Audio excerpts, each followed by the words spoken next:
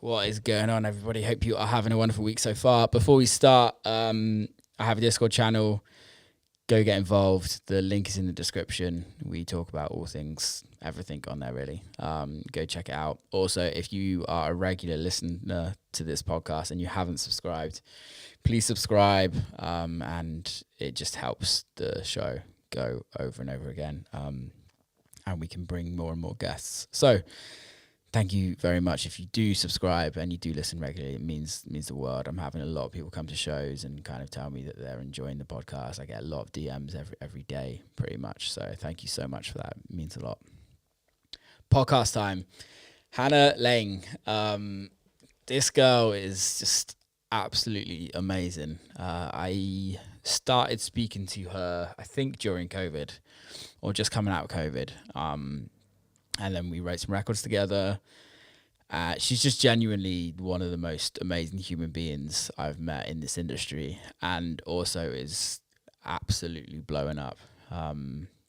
We speak about this on the podcast, but she's literally like the biggest thing that's happened since sliced bread in the UK at this moment in time. Coming straight out of Scotland, her Scottish fans are on another level of support, and it's just so beautiful to see. UK top 10s, streaming's going through the roof, ticket sales are going through the roof for her. Like, everybody wants a piece of Hannah, and I'm so happy for her. She's just absolutely amazing. So I thought I'd get her on the podcast. I'm going to shut up, get and enjoy this one. It's a good one. Without further ado, Hannah Laing. Miss Hannah Laing.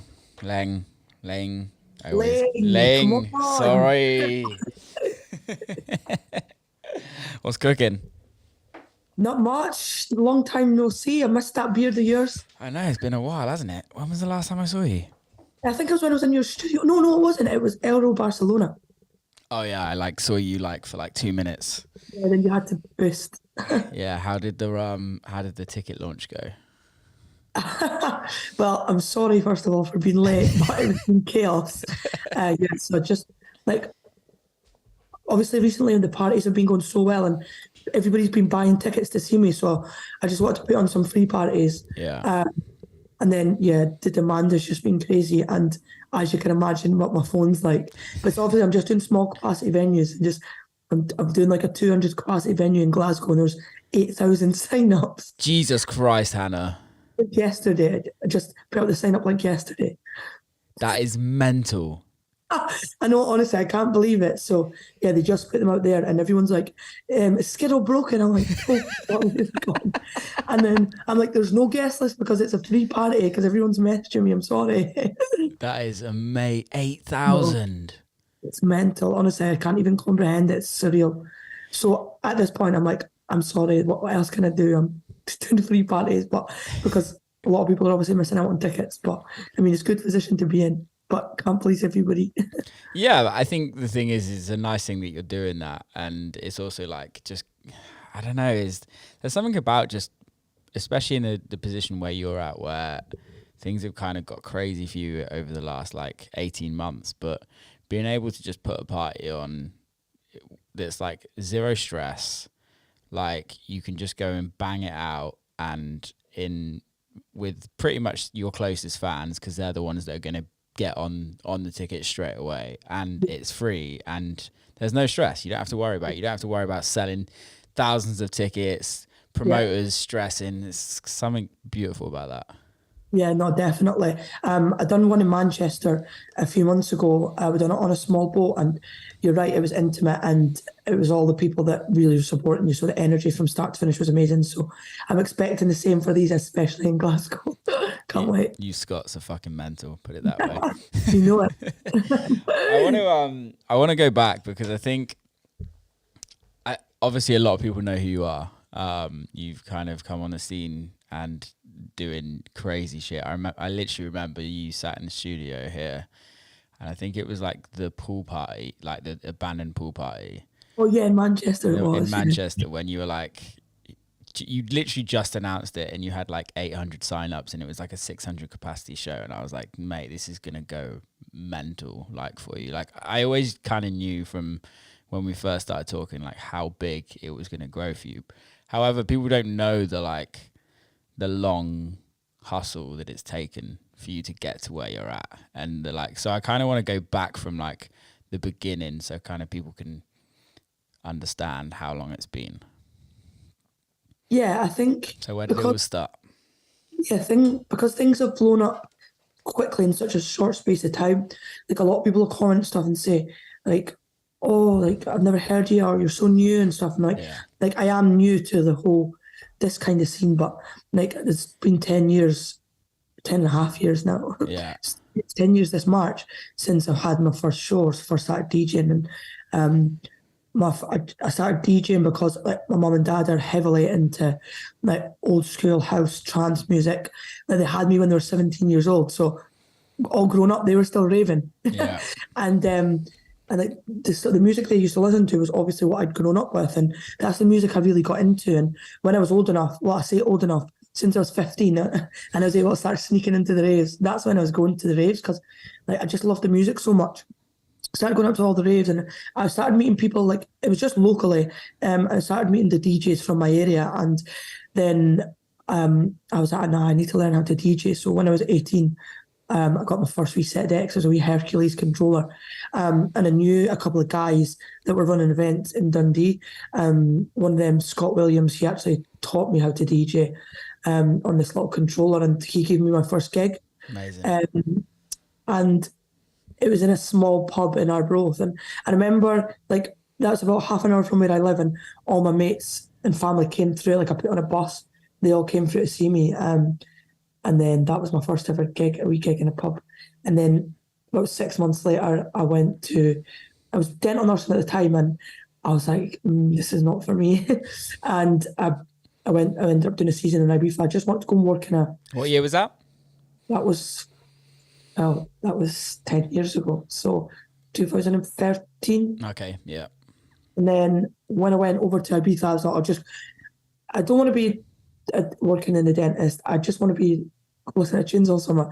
So when I was going over to Ibiza, obviously I'd literally think I've been DJing for like 5 or 6 months, and I still didn't know how to DJ really. But so I wasn't expecting to go to Ibiza and DJ. I just wanted to party and get a job in a pub or PR or whatever. And then I was used to hang around the Highlander Scotch bar using the Wi-Fi all the time because I didn't have Wi-Fi in my apartment. Such a Scot, you have to go into the Highlander pub. Typical. I mean, yeah. Do you know what? I'm not just saying this because I'm Scottish, but it's definitely the best bar on the West End. It's meant. But yeah, and we never had Wi-Fi or anything. I was sharing an apartment with about 6 random people I'd met online. They were all English. None of them wanted to come to the Highlander, so I'd just go on my own outside. Felt quite at home there because it was all Scottish people, and I was able to chat to them because it was quite daunting. I was only 18, and I was like going over to do my first season. So I'd go and use the Wi-Fi, and I got chatting to them on, like I'd said, oh yeah, to do a wee bit of DJing, just sliding that in there. And then they took my number and stuff, and it was like the day after or something, I got a phone call from one of the bosses, like we've got our DJs for all summer, like sorry, but like we're desperate for a DJ for a hen party tonight. And I was like, sound, I'll be there. So I was supposed to DJ for like 2 hours or something. And I remember I was like, what am I going to play? So I was playing all like vocals and all that for the women. They were loving it. And then they ended up just asking me to stay on. I think I played for like 5-6 hours that night. That's the longest I'd ever played. And I was loving it. I was like, oh my God, I can't believe I just played an Ibiza. What? It was a hen party, but it was class. And I just couldn't believe that had happened. Yeah. And then the next day, he phoned me again, asked me to go back down. Then he handed me money, and I was like, what's that for? He's like, that's for last night. And I was like, what? It was the first time I'd ever been paid to DJ, because I'd only ever done a few pub gigs back home, and you obviously don't get paid. I think I'd got like, I think it was €60 or something for like 5 hours. And I was like, oh my God. And then he was like, oh, we want to offer you 3 nights a week upstairs, DJ in the Highlander. And I was like, are you joking? So that was my wee residency, and then I used to start at 11 at night, finish at 6 in the morning, like 7 hours a night. And that's honestly how I learned to DJ. Like, I knew the tunes, I knew that. To be honest, that's the most part that you needed, as long as you knew the tunes to play to people. But really learning how to mix and work a dance floor, because DJing for 7 hours a night, because people would go there and leave and go there and leave, because they would go there before the club. They wouldn't necessarily spend the full night there. So you were playing to an empty dance floor, a full dance floor. And then that's how it really started for me. It's amazing, isn't it? Because it was pretty much a similar thing for me where like I learned how to DJ before moving to Ibiza, but playing such long sets every single day, 7 days. Like I think I was doing 12-hour sets 7 days a week, and you're just like, that's it. you're just so used to you get so used to just being behind the decks, and it's kind of like, for me, I don't know about you, but it's actually, I know you still like to rave, but like being behind the decks, I'm way more comfortable than being in a rave. Right, okay, see, I think I'm the opposite. I get so anxious being behind the decks, but in the rave, I'm like at home. You do get really nervous, don't you? Yeah, so bad. Yeah, still. Are you still there? Does it still hit you? Yes, I'm like sick before most shows, and I think I think it's got worse as things have got bigger, because I think it was really when I've always been like the support act, and it wasn't really that stressful, and now people are buying tickets to see you. You feel like the pressure more of it. Yeah. And then obviously I'm playing to bigger crowds, and yeah, something I've been really trying to get on top of, but I'm still. You remember at Elro, I was like, well, oh my god, help, because like things have been massive for me in the UK, but things are only starting to grow for me outside the UK now, and we were obviously in Barcelona, and like I had never really played. I'd obviously played Ibiza, but it's all UK people there anyway. But Elro Barcelona ended up being a UK crowd mainly anyway. It's because it was Trick. It was because it was Trick, wasn't it? Yeah. So yeah, no, I think it just takes a bit of adjustment. Things have gone so big so quickly. No one can prepare you for that. So yeah, it does cause anxiety. But as soon as I play my first few songs, I'm in flow and I'm loving it. I think it's like 30 to 20 minutes before I go on. Have you tried to work on that? Yeah, I'm really trying to work on it. How are you working on that? What are you doing? Like, I've been going to a life coach, and like basically having to do like meditation before I go on. It's got like 3-minute meditations in my AirPods, because like see busy green rooms and everybody's like, bah, like it really makes me so anxious. Like before my Creamfield set there, I made a mistake of walking up on the stage and having a look before I went on, and there was like 30,000 people there, and no joke, I had to walk back the stairs, and like I was like physically anxious, like my chest was so tight. I was like, I thought, how am I going to do this? Like I genuinely thought I was going to have a panic attack. I was being uncontrollably sick. The sick wouldn't stop. And then I was like, oh, I really can't handle this. And even the DJ booth was so busy. Some people think if you're asking people to stand back in the DJ booth, like you're being a diva. But actually it makes me feel so like claustrophobic and anxious. And I said to my agent, like, can you please ask everyone to stand back? Because like I'm like struggling to breathe here. Like, so I am really trying, because it's not fun. You think, I can't do the show, but genuinely it's so weird. As soon as I play my first 3 songs, and I get the crowd's energy and I know everything's okay, it just switches. But I would rather not have that 30 minutes of hell before it. Yeah, because it makes it unenjoyable, the first section, and realistically, like that walking up on stage and seeing so many people can be like one of the most beautiful feelings. For me, it is anyway. It's like, for me, it's just this like unbelievable feeling going, fuck it. Like I might press the wrong button, but it doesn't matter. It's like, it is what it is. How's the whole life coach thing helping that and switching that? Like what's the process, if you don't mind me going into too much detail?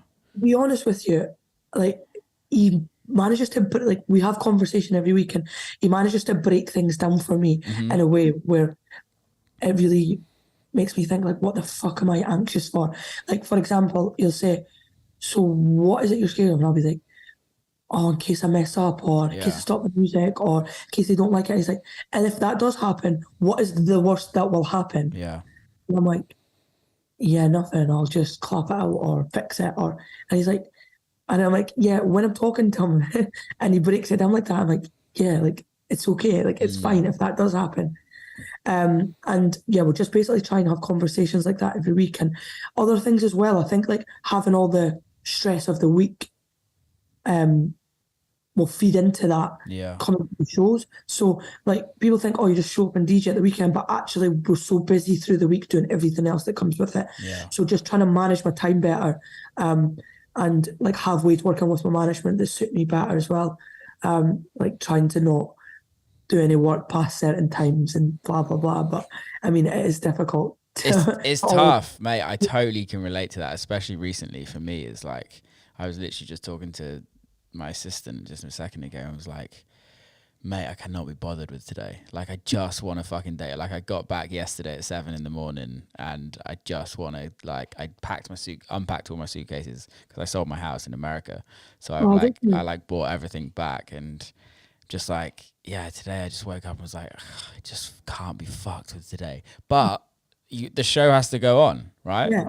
And like, 100%. I've got 5 podcasts today and I've got to talk to 5 people and just fucking bosh it out. And as much as I love doing these, there does come a point when there's those days where like, do you ever find where you're like busy doing shit for your career, but you're actually just, I don't know if you've ever thought about it, but it's like, I'm just doing shit that doesn't actually need to be done. Yeah, I think like a lot of the time, well, more so now, I'm saying no a lot more. But before, I'd be like, yeah, doing everything because you think that you need to do that. Yeah. But actually, when you strip it back and think about it, I'm like, does this really need to be done? Or, yeah, basically, yeah, I do that. How do you find the balance between like the stress? I know I don't know. I guess for you, you're selling crazy tickets, right? Which is amazing. Do you still stress about selling tickets? Yeah, like everyone else can see that these tickets are going to sell, apart from me. Yeah. I do, yeah, and like now I'm going to do a UK tour. Okay, I don't know how much more I can say on this because I don't know when this is going out, but I think it's sound. I'm doing a UK tour, and a lot of the shows we're doing 2. Yeah, so that's crazy. Right, so because the venues are, well, not big enough, and it feels mad for me to even say that, and I'm stressing, but everyone else is like, no, like we've got this data, it's going to be sound. Yeah. And like I'm doing 2 hometown shows, which I'm a bit more confident about, but then I'm doing 2 in like Belfast, I'm doing 2 in Liverpool, and these are crazy capacity venues. I'm doing like weekenders, like double headliners, and I'm like stressing out.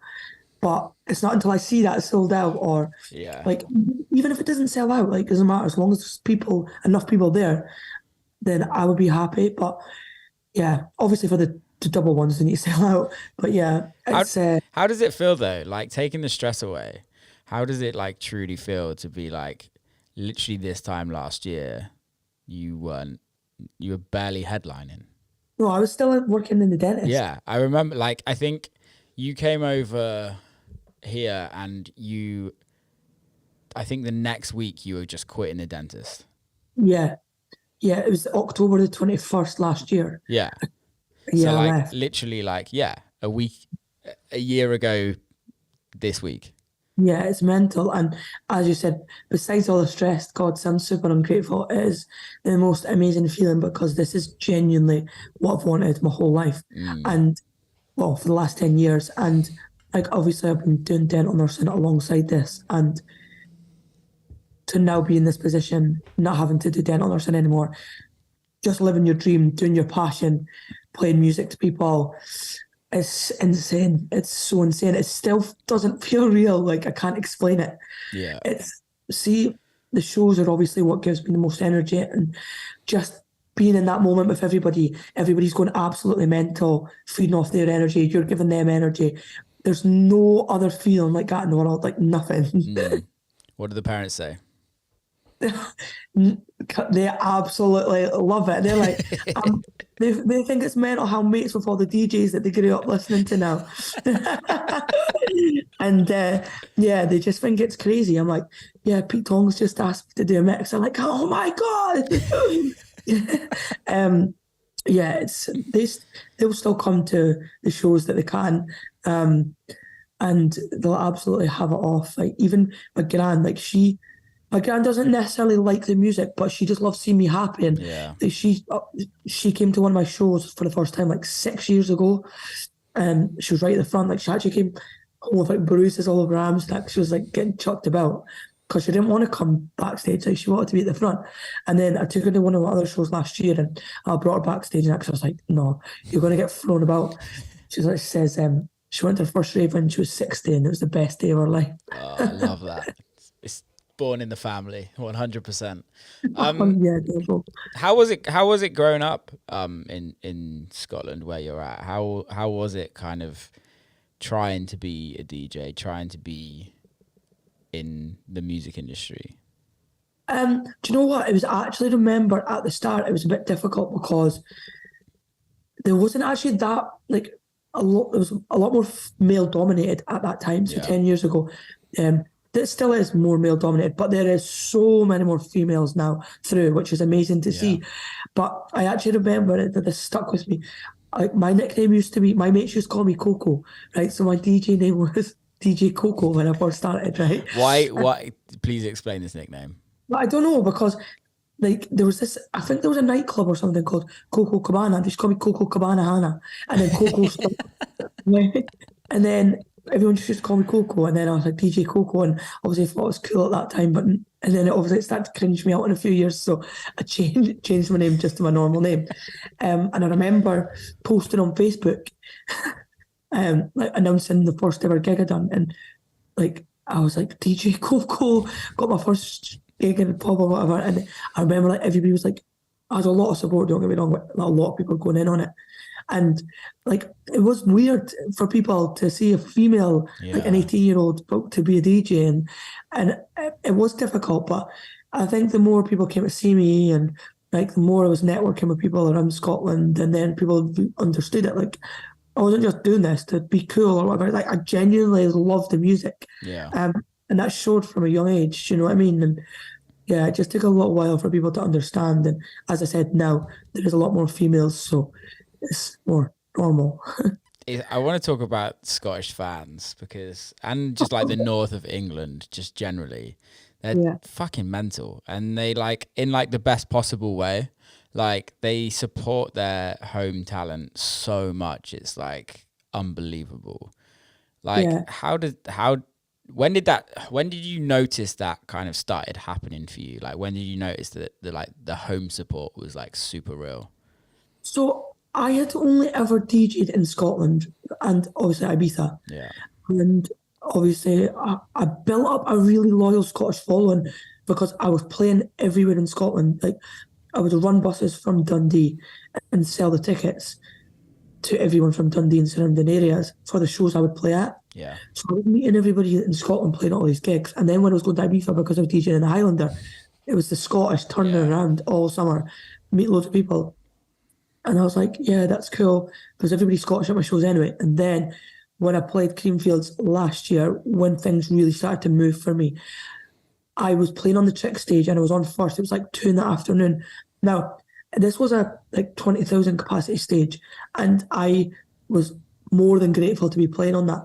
But I still did have that worry that no one was going to show up when I was on first. Playing a stage that size to no one, it was still just getting into my head. And then I showed up, it was like 20 to 2, and just having a little mix in the booth monitor. There was no music playing to anyone else, and there were people sitting on the grass and that, and I was like, oh. And then literally within about 20 minutes, it filled, the stage was full, and I was like, oh my God, what is going on? Like that's the first, and this was obviously in England at Creamfields. So like, this is my first huge show like that, and outside Scotland as well. And I was like, oh my God. And everybody was waving Scottish flags around. Now, I never knew this was going to happen or anybody was bringing these. I was like, what is going on? And I just could not believe it. And they were singing, no Scotland, no party. Because there was no music on yet. Because I was the first one on the stage and I was going to be press and play. So they were all chanting that before they came on. And, like, I just felt something I'd never felt before. I was like, this is patriotic. It's bloody mental. And yeah, there was like a sea of blue for Scotland, and I just couldn't believe it. And ever since then, playing outside Scotland, like anywhere I go, there will be at least one Scotland flag. There's usually more than that, and it's actual mental. It's so crazy. Like, you know, I was just playing in Tenerife there all weekend for trekking. People like wearing Scotland tops and bringing Scotland flags in the boat parties and in the clubs, and like everywhere I go, and it just makes me feel so lucky. Like, it's such a community of support. I feel like because Scotland is a smaller place than like England, for example, when someone is doing well, it is a real community, and that support means so much. If you're like, I will focus on, like, if I'm nervous or whatever, I always focus on these people with the flags or whatever, because I know they're giving it full energy. Like, it helps me so much and makes me feel so good. I love that. No, it's always been something that I've just been truly amazed by, like the Scottish and the Irish fans as well, where like how much they get behind their own people. And it's really interesting because I think in a lot of countries, like let's say for instance, like Australia or even England, in your like hometowns, in a lot of sense, there's like the like small poppy syndrome where like if you rise to be bigger than a lot of people, there's a lot of people that don't like it. Yeah. And I think I've spoken to many people about that on this podcast, and it's really interesting the fact that like you have like Scotland is obviously the population is way smaller than England, and the same with Ireland, but it's such a community. Yeah. And I think it's so important for, I don't think people realize like that come to your shows and or that support their local artists, how important it is for us to kind of see those people come to our shows on a regular, and how nice it is to like just build a rapport with fans that we just constantly see all the time. And I think you've got a whole community, which is fucking crazy. It's amazing. Yeah, no, it is. Honestly, I feel so lucky to have the support that I do, because like without them, I would be nothing. And like I do trying to engage with fans and stuff a lot, and people are like, "Oh, you always make time for us," and I just don't think that they understand how much I couldn't do this without them as well. Totally. Oh, we couldn't do any of it without them. Exactly. Yeah. Like everything that we do, like even, and the thing is, I think it's like on your scale, it's huge, if you know what I mean. But like, even if you're like just starting off as the local DJ, the fact that 2 of your mates show up every fucking time, and then you get like a random person that comes to every single show, like that, just the start of that just means everything. Means everything. Because like you're literally having to beg people to come before, and now it's like it's switched. Like I remember putting on my first party, and it was only a few years ago. I was running parties called Hannah's Choice, and I was literally messaging people asking them to come. Like hundreds of people. I sold like 95 tickets or something. Yeah. That was in Dundee, and now it's totally switched. People can't get tickets, and I'm like, what is going on? And yeah, it's because of all the support. It's amazing. When I know you said Creamfields was like the change for you, which I remember talking to you about that here, and when that especially went on live, it was streamed live as well, wasn't it? Or did it go on YouTube? No. Did it not go on YouTube? No, because I was on first. The first few didn't get streamed. Okay. After that, what did you see change? Well, the bookings started coming. So everyone was talking about the set, and everyone was saying, "Oh, like where can we see you again after Creamfield?" People were talking about it online. So I think promoters then started wanting to book me, and then because of people seeing that set, people from like England, Scotland, or wherever started wanting to see me at other shows. So the demand was just getting bigger and bigger for the shows. And then obviously the promoters seen that, and then started getting loads of bookings that I'd never had in places that I'd never played. It was mental. Yeah, it's mad. Yeah, it spiraled from there until obviously Good Love. And now Good Love. let's talk about this. Like, did it get, what was it? Number 5, number 6? Number 7. It peaked at number 7. But like I think it was still in the top 40 for like a long time after that. Number 7, UK. And let's be honest, like, how many records did you release before that? Maybe like 10? Yeah, if that, yeah. So you're 10 records in. Let's just say 10 records. Yeah, about that. And your 10th record goes to number 7 in the UK charts. And now I looked at this morning, I think it's at 43 million streams on Spotify. Yeah. Like, it's crazy what the fuck's happened in the last year. Like, I literally was like thinking before this conversation, and like, I know there's a lot of history, and this is why I respect it so much, because it's, although everyone thinks that, not everyone, and this is not me being disrespectful, but a lot of people think, oh, it's like an overnight success, if you know what I mean. Of course people think that, but people don't realize how long you've been doing it. But like, even in the last year, like even if everyone knew how long you've been working, like the fact that the change has happened in literally a year from this week, right? Where you give up your full-time job to having a UK number 7. And the UK number 7, like, we like dance music in our charts, but like you just took it to another level. It's like you fucking put a donk on it, and it got to, and it got to like the charts, which is unheard of. I feel like there's been such a movement with the sound at the moment. It's so funny because I remember being in your studio and we were making a tune together, and I was like, nah, well, faster. You're like, no, Hannah, this is fast enough. And it was like 135 BPM. And I was like, nah, well, it needs to be faster. And this one was 140 BPM right in the chart. Yeah. You were right. And that's the thing is like, you grew up on this music.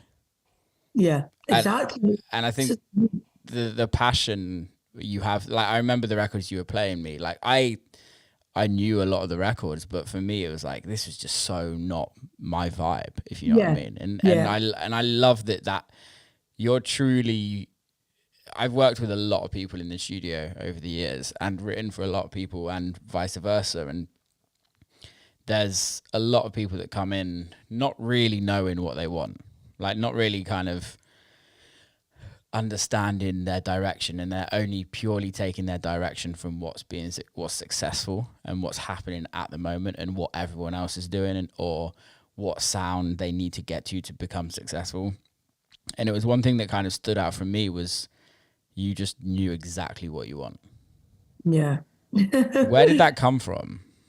Do you know what? It's so strange because it actually did take me a while to find my sound, because I knew I loved house and trance. Like classic house and trance was what I loved. Yeah. That's what made me feel. There's something in trance music that just makes me feel something that the other music doesn't. Like the emotion in it, it's ridiculous. And I was never ever able to play that music for the last 9 years until things got massive. Occasionally I could, because I was playing all these shows like pubs and clubs and playing any brand I could have just to get the show for the experience. And I liked DJing, but I was playing any music, hip hop, R&B, EDM, house, tech house, anything, just anything.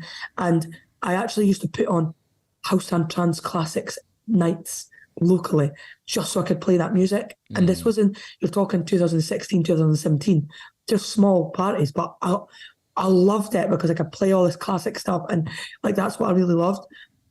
And then like when I was getting into the studio more and stuff, I was like trying to use these influences into, like, I love techno and stuff, and trying to mix it all together. Yeah.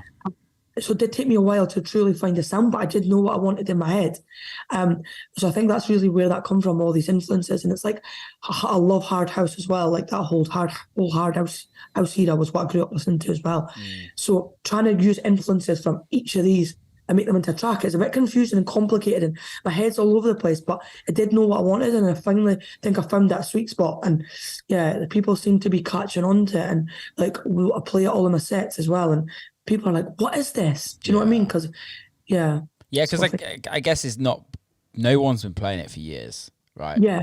And I think obviously, especially in the UK with like Patrick doing what he's doing on Trick, has like helped massively with that sound. Yeah. Like that allowed me, because when I was thinking, where am I going to put these tracks? Because no one wants them. Like literally no one would sign them. And then when Patrick said he was launching Trick, that was like, I need to get on Trick, because I knew Patrick, he would dabble into these different sounds. Like he does play a lot of house disco, but he'll go into like a bit of hard house, a bit of techno, a bit of trance. And he said his label was going to be diverse and he would take on a lot of music. And it was Trick I tried to get on for ages, and he finally accepted the tracks, and then people were able to hear them and hear these different sounds. Yeah. And then lucky now, like I'm actually able to get on these old hard house labels and stuff. It's mad. What hard house labels? Tidy tracks. You on Tidy? The pinnacle of hard house, yeah. And like they asked me to remix Tony DeVee, the hard house legend, and it's mental to me. Like when I tell my mum and stuff about that, they're like, "What? Like Tidy?" And then I played the Tidy Festival. Now I'm going back doing a headline. It's crazy. So sick. I remember. Like, to me, that is like when I done that Tidy show just in June there. Like I kid you not, it was in Pontins, like a caravan park.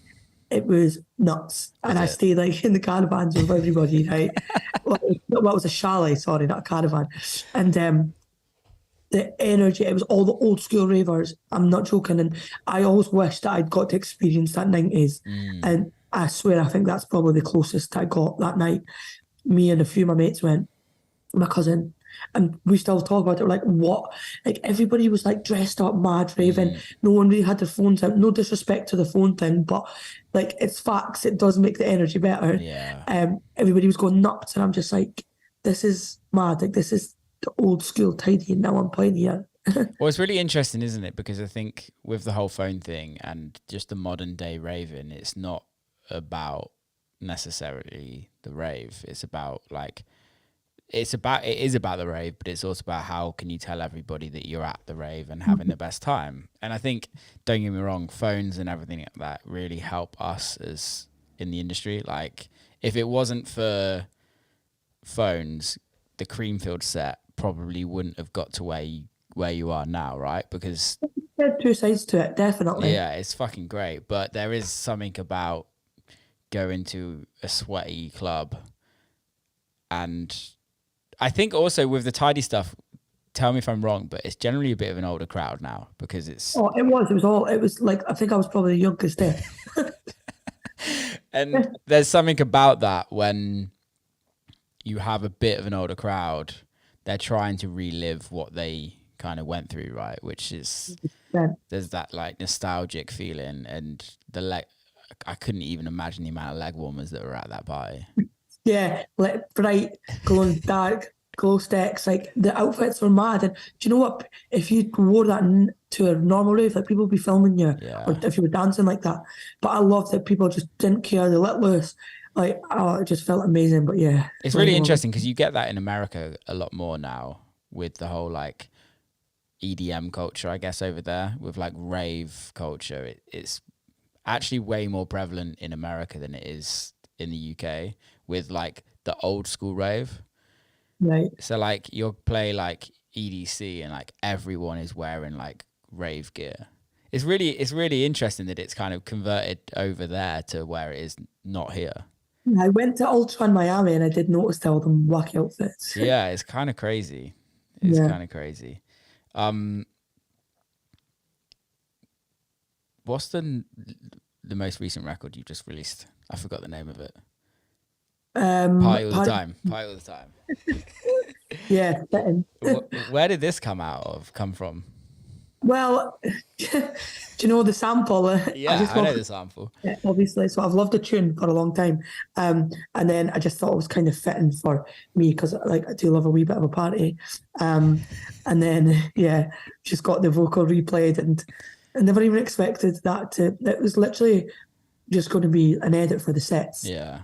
It wasn't going to be, I just wanted to beef it up, make it faster, obviously, because the original would not have fitted with my sets. And then I just started playing it loads, and the reaction was mental. Obviously, it's such a big sample, so people are going to know the words. Yeah. Everybody singing back still feels fucking great. And then somebody filmed me playing, I think it was Creamfield South in May or something. And then it went viral on TikTok. Really? And then everyone would release it. And I thought, do you know what? Give the people what they want. You kill it on TikTok. Yeah, TikTok is so mad because it was during lockdown and I was saying, I'm not getting another app. Like, I'm not doing it. And it was more so for me to not be scrolling on social media during lockdown because it's all I was doing. So nothing else to do. And I was like, and that was when TikTok was getting massive. I was like, I don't want another app. And then I was like, right, I'll just get it. And I'm so glad I did because it's helped grow me so much. And people could say negative things about it, there's negative things about everything, but it really has helped me. And it's helped grow my Instagram as well. It's a strange one because I'm not a TikTok hater at all, but I just don't use it. I've like not gotten into the swing of using it. And it's more so for me, it's the same as what you were saying. It's like, it's just another thing to add.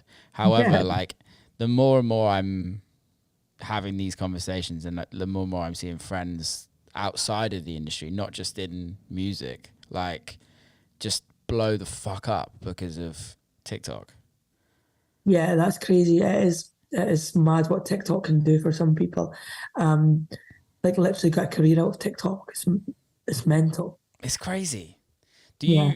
you struggle with the social media aspect of the industry, or do you enjoy it? No, I struggle with it. But yeah, What do you struggle with? it's just like the negative comments and stuff. People could say like they hate the music or whatever, and like yeah, you do feel it, but I'm like, right, whatever, not everybody's gonna like it. But so when people start getting personal, and I'm like, oh, like people could say just ignore them and all that, but when people start getting personal about your appearance and like that is kind of what I struggle with, and the pressure of it. Like now obviously I get help with my social media, like employed my little cousin because I can't keep on top of it because I'm so busy now. That's so good. That helps a lot.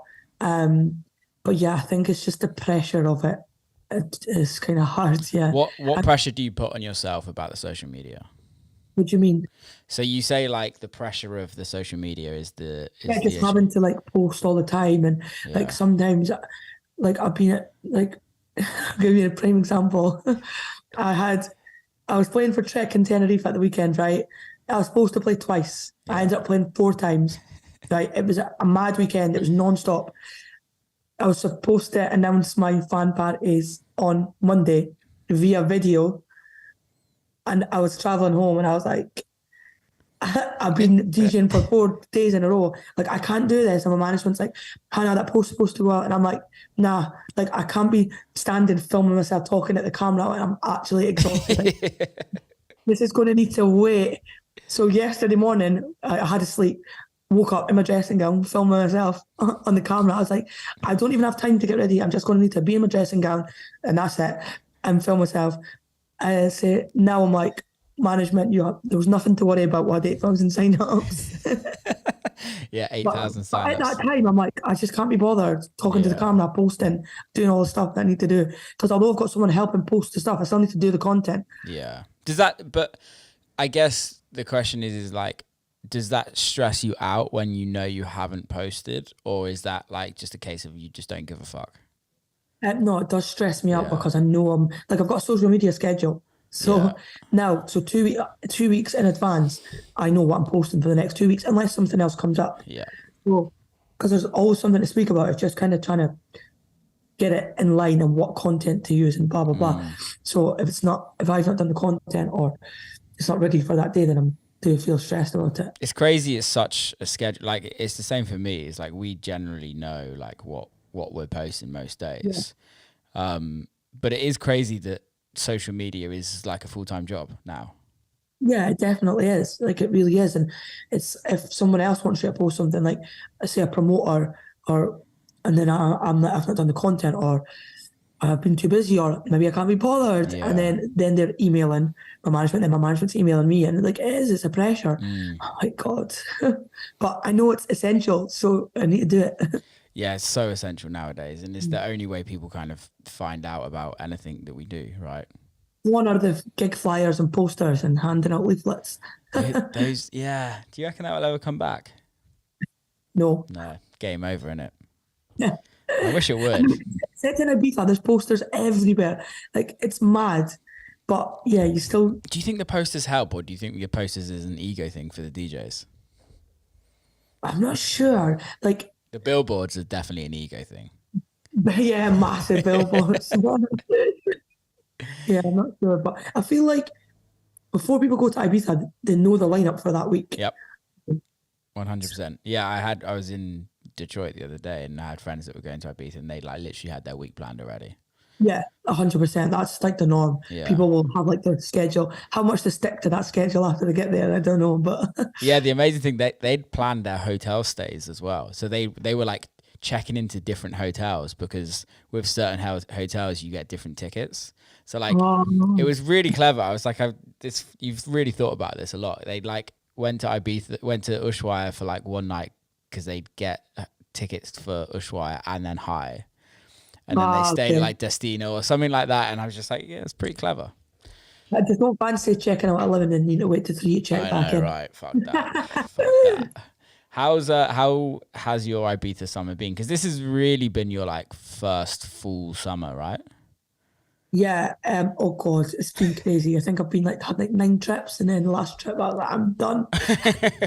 it's I've worked so it's much. it's funny though, isn't it? Because obviously, how many seasons did you do out there? 3. Three. So you did three summers, and that started 10 years ago, right? Yeah. But then I've obviously been just go back and forward now every year. Yeah. So how has it changed for you from going from seasonal work to just flying out for headline shows?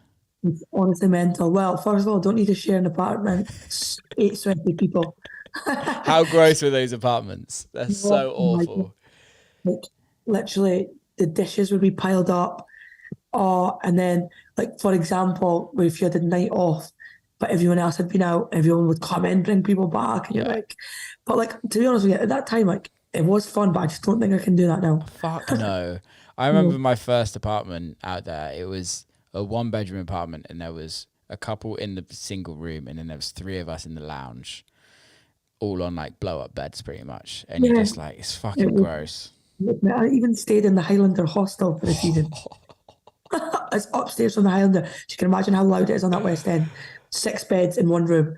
There's like half a kitchen. I think there's a microwave, and like everyone's sharing the toilet. It's mental. Yeah, that's gross.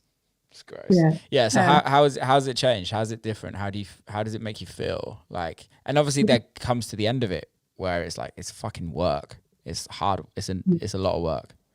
yeah, it's so crazy come back now to like DJ all the clubs and stuff. Obviously, I've just used to have I DJ'd, I think Eden, like when I was doing seasons and Yeah. Sankey's and Ocean Beach Club.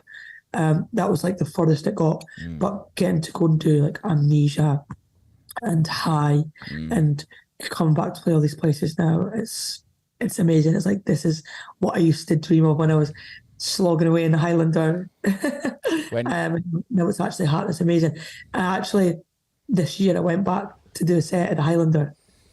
I was gonna Um, say when are you gonna do a set at the Highlander? I didn't know you did that. videos, no. Pardon? Did you see any videos? I went N- and done it. I done no, it. I didn't. I didn't know you did. Done it last month.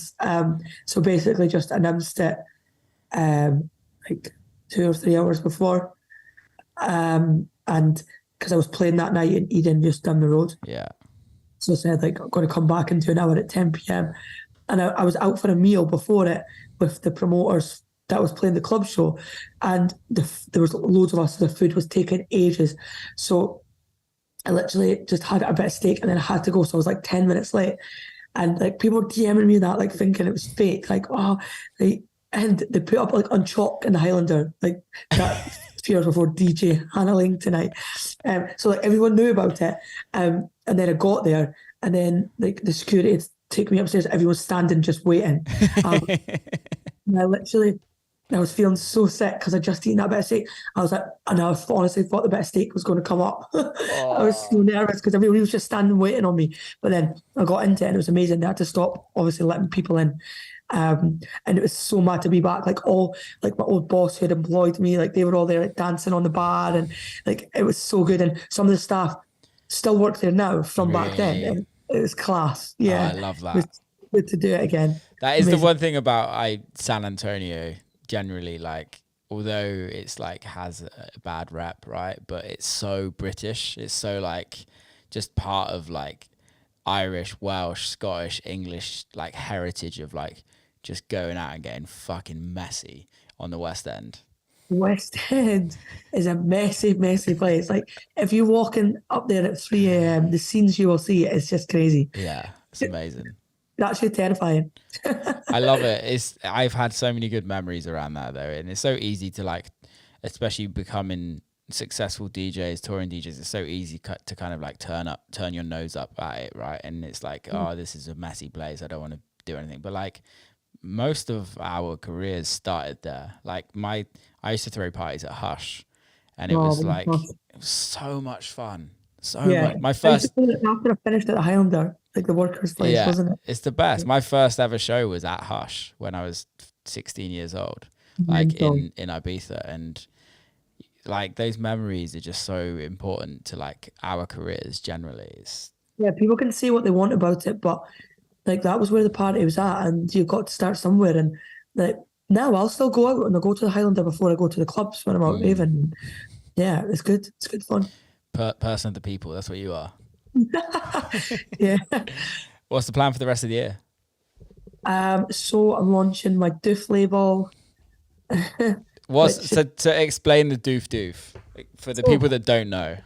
Well, like originally, I think it's actually an Australian word. It means like party, or I think I read something else. It was like a heavy repetitive bass line. Yeah. But in Scotland, it just means like banging music. So people would always call banging music doof. And if people had asked what kind of music I play, I'd say it's like doof, doof, doof, doof, because it's hard. Do you know what I mean? And when I used to do a radio show and it was called Hannah's Choice, and it was like Hannah's Choice of Tunes.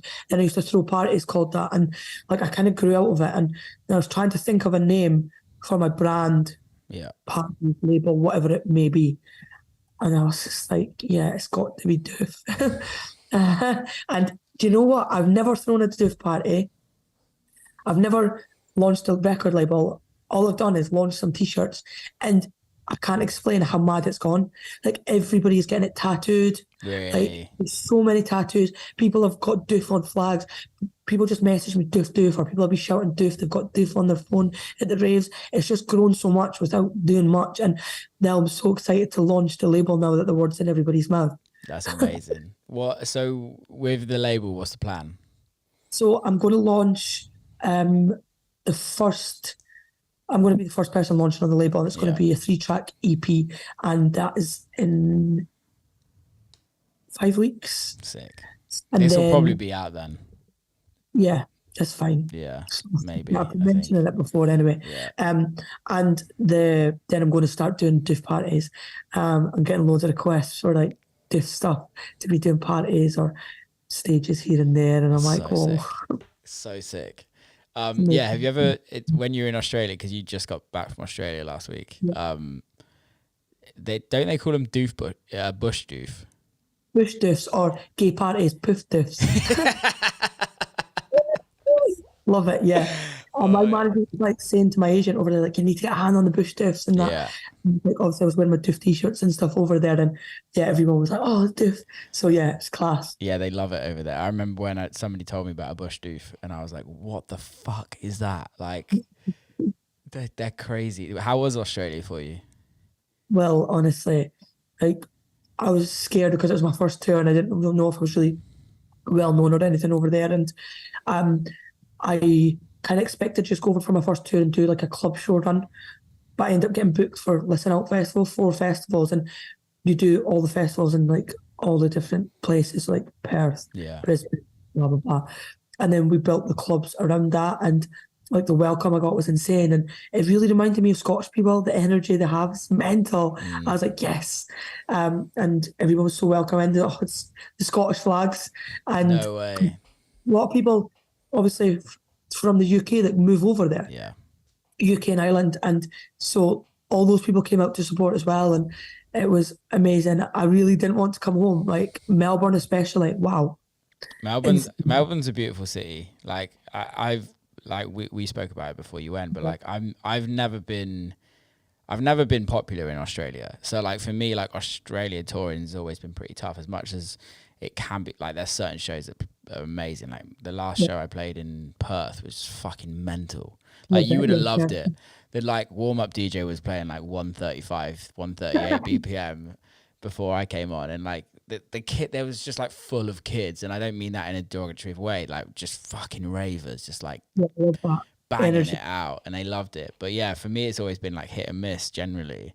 But like I knew from like, because I know Patrick's very big over there, and I think like you have kind of taken that sound to another level of what Patrick has done. And you've got the Need to Freak party out there, which is Wongo's party, and that's like pushing that sound hard as well. Yeah, I know.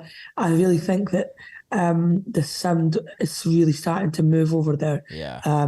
Especially in Australia. Like some places aren't taking it on, some places won't, but Australia is definitely taking it on. Yeah, it's a very unique sound. How do you see that growing around the world? Yeah, it's a difficult one. It's something that I do worry about because, as you say, it's very niche sound and you just don't know how people take it in other places. But I do think, obviously, certain places I play, like I will alter what I play. I think I've got experience of playing a lot of different genres and I do still love a lot of other music. And I think certain places you would just need to tone it down and adjust it a bit to make it work. Yeah. But yeah, I think, like, for example, when I'm coming over to America, I'm like worrying about that. How will they take it? I'm going to need to adjust it. And yeah, because it's a very UK sound. When's your first time in America? March. Next year. Yeah. Sick. And then and then I'm coming back in May. So I've got a few things happening. Yeah. What can you talk about them or not? I don't think so, No, but I'll tell you after. Yeah, that's fine. Yeah, I hear what you're saying, but I think there's also for me, like on like an artistic point of view, where I'm just like, just fucking do what you do. Yeah. Yeah. It's like stick to your guns, because I think there will be a small crowd, or there might be a massive crowd that will want what they've seen you do. Yeah, I think that is a difficult one as well. It's like, if you're playing to a massive crowd and people are not reacting, should you change up what you're doing to try and get them to enjoy it, or should you just stick to you? And for me, like, although I'm changing it up a bit, it's still going to be my style. Yeah. It's not going to be, I'm not going to start playing disco.